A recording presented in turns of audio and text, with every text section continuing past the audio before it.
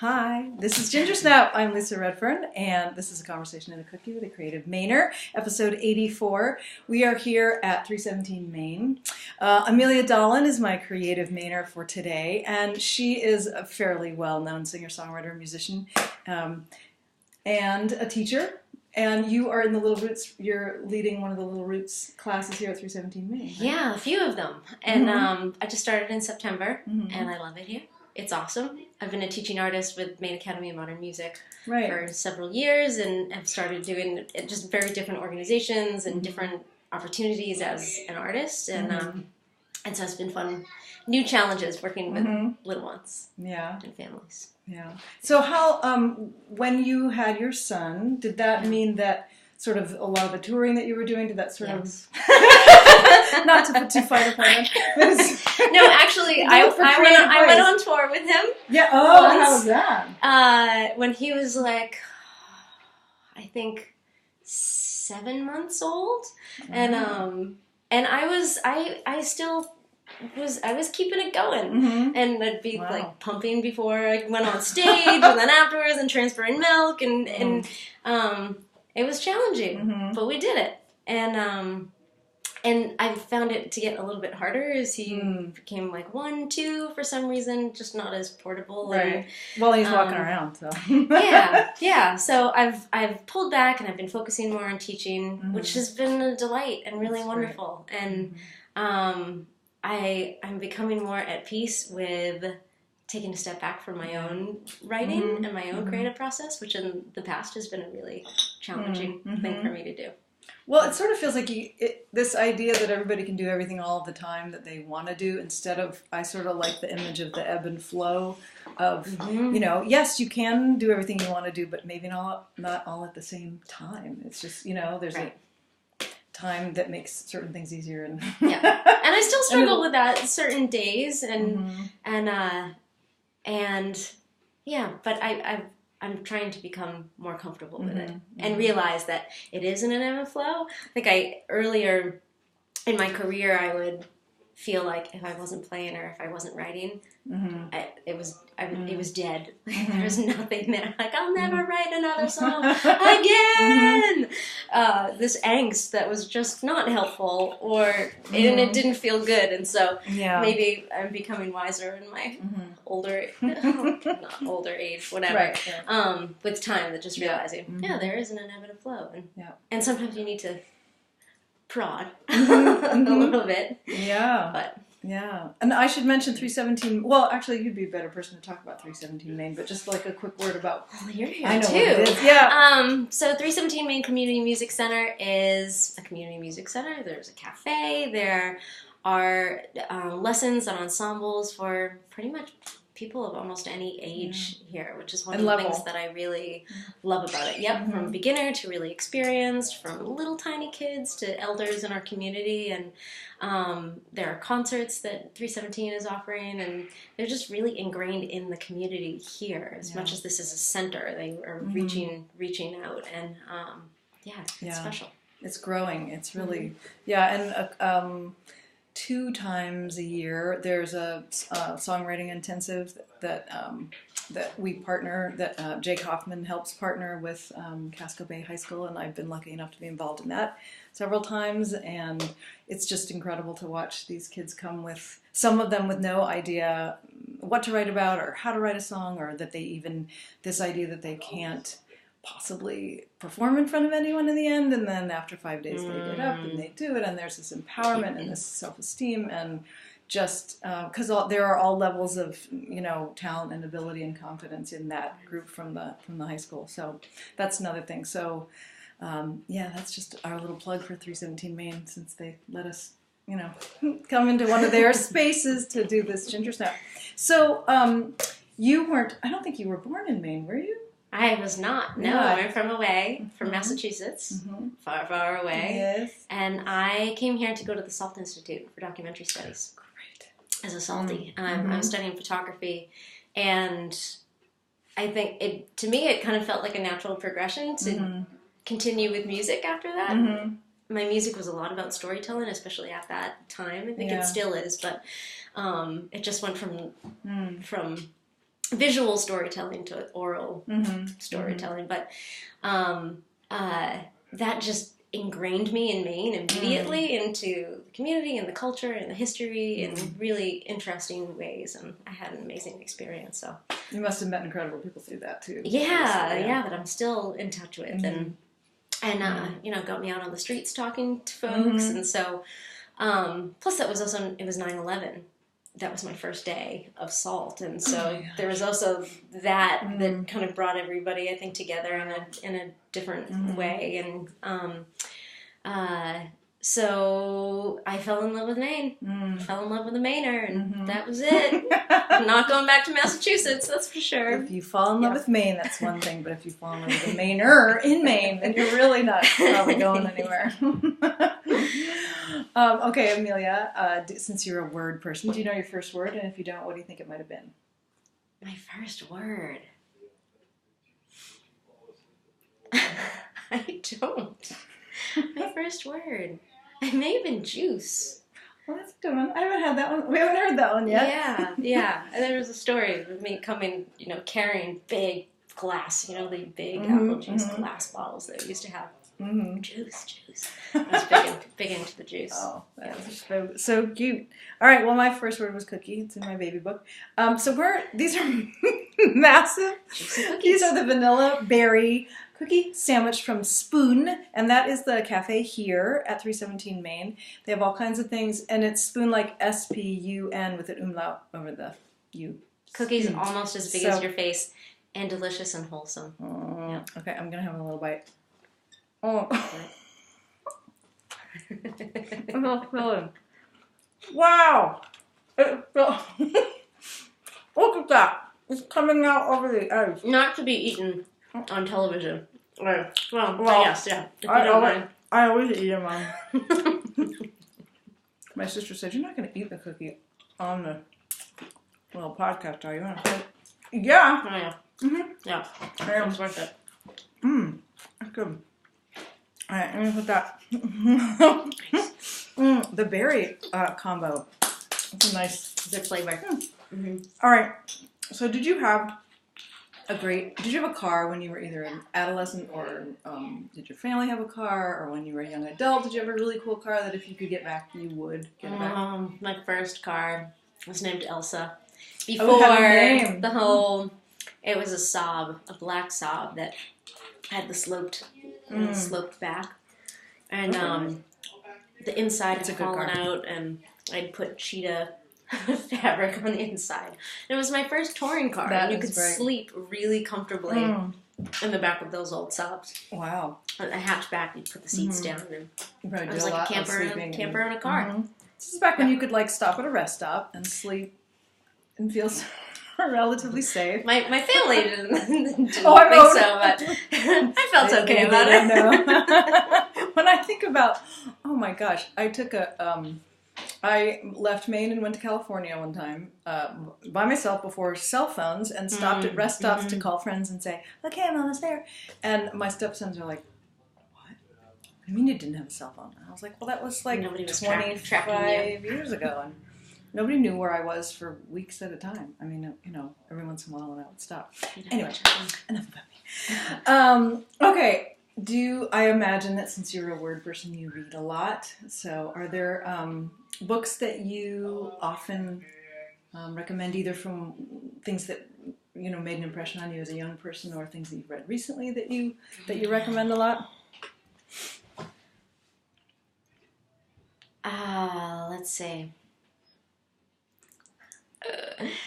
I love to read. I'm one of these people. I read a book and then I kind of forget it, so I have to go back to it. And I'm trying to think of what I've reread. Books that had an impression on me: Sailing Alone Around the World, Moby Dick. I love these stories of the sea and survival. Those are two favorites. And Dove. Do you know Dove? About this young woman. Yes, I read Dove. So I love those survival stories. But if I recommend a book to somebody, Barbara Kingsolver is kind of my go-to person. She has the most extraordinary sentences. Like, each one is like a little poem. You know, I agree. Beautiful. I've written down, I've underlined and/or written down lines from, Prodigal Summer, from Polite Behavior, from all of them really. I mean, there are these lines that are painterly, and so you just think, how did a person think of that? After this is done, I'm gonna think, oh yes, there's this one about. Well, you can add it For in now, the notes. it's like Barbara King-Solver is definitely somebody that you should read. Yeah. Absolutely, I second that. Okay, so on to songs and music and all that good stuff. Are there a couple albums or CDs that you've come back to again and again, sort of as a touchstone in your life? Yeah, I mean, I'd say so. Mason Jennings, "Birds Flying Away," do you know Mason Jennings? I know the name, but I don't have. So he's a Minnesota artist, and I was touring through Minnesota, and I was at this awesome indie record store outside of Minneapolis. And I was dropping off some of my CDs, and the guy said, "Oh, here, take this. You've got to listen to Mason Jennings." And I listened to it, and I was like, I didn't really care for it. I put it away, and it was months later. I kind of picked it up again, and I just loved his music and delivery and the way it was produced, and it's a CD that I've kind of come back to. I just put it in recently again. I was like, so good. There's a simplicity to his writing and his songs and arrangements. Super simple, but really lovely. I mean, Ani DeFranco has been a huge influence for me. And then Ella Fitzgerald I've gotten a whole bunch of her stuff, and that is in rotation pretty. As it should be. There was a live CD with Tommy Flanagan, and it was my introduction to her. Oh, wow. And I heard that, and I was like, oh, my mind was blown. So those are what come to mind. Remind me to tell you after we do this great Ella story that has nothing to do with music, but it's just a beautiful story. Okay, Emilia Dahlin. That's just a fun name to say. Emilia Dahlin. If a movie was made about your life, what genre would it be, and who would star as you? Who would they cast as you, and who would you like them to cast as you? Oh gosh, it would probably be a comedy. And I say that because there's a certain awkwardness I feel like too. I never thought of you as awkward in the least. You seem so graceful to me. Oh, thank you. I mean, in a very approachable way. And humor is so important for me. It's really it's a coping mechanism. Yeah. It's just like a really great tool, and so I would say that. So tell me what's the criteria? Oh, and who do you think they'd cast as you? And who would you like to have them cast as you? Sometimes those are two different. So who's the one? Oh, so I think, all right, you can pass the buck. I think they should cast Emilia Dahlin. It's because you have a star name. I think they should cast Amanda Peet as you, because I think she has this great smile, and she's beautiful, and she has blue eyes and dark hair. She strikes me as very serious, though. Oh my gosh, no! Oh, no, you haven't seen the right movies. No? Okay. No, she is a total goofball, which is why I love her. She's not serious. Oh, no. So there's another woman... You're getting her mixed up. Who feels like a good fit, and her name escapes me, and I'm trying to think of what she did, but she's got really, like, kind of big eyebrows. And, what has she been in? Big... She's very, she's a dancer, and she also sings really well. But she's acted. I say this is another. You're not thinking of Sutton Foster, my new favorite singer-dancer. No, actress. And what has she done? See, this is what yeah. All right. Well, this is why I usually say we'll add this later in the notes if we think of it. We'll add this later in the notes. Sorry, it's going to come to me. It's like right on the tip of my mind. Okay. I can't think of anything that I can... barely on the tip of my brain. Yeah, sorry. That's all right. No. So, okay. So I want you to tell everybody where you're playing next. How can they get a hold of your CDs? What would you like people to know about what's coming up for you and how to reach you? So, I'm playing at the Village Coffee House in New Gloucester on May 5th.